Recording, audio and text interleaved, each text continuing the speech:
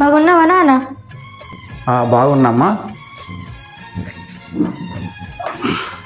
మీరు వస్తున్నారని ఫోన్ కూడా చేయలేదు నాన్న. ఇక నువ్వు పనిలో ఉంటావని చేయలేదమ్మా. సరే ఉండండి నాన్న, నేను మంచినీళ్ళు తీసుకొస్తా. బాగున్నావా బాబు?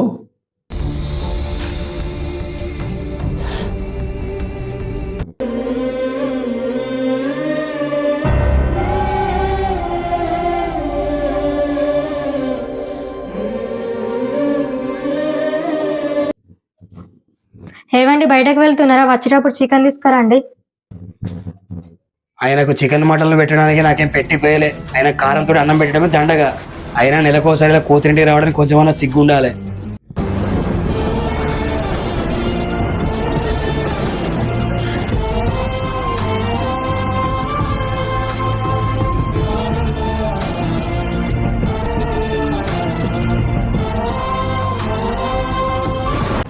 ఈ నీళ్ళు తాగండి నాన్న.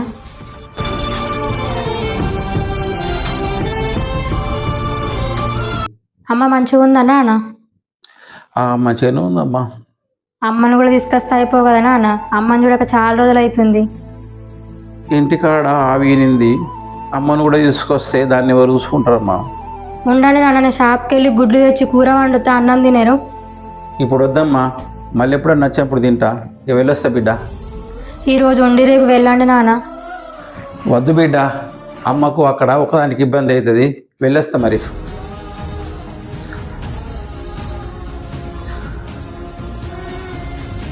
ఇది అందరి ఇళ్లలో జరిగే కథ. నీకు నీ భార్య కావాలి.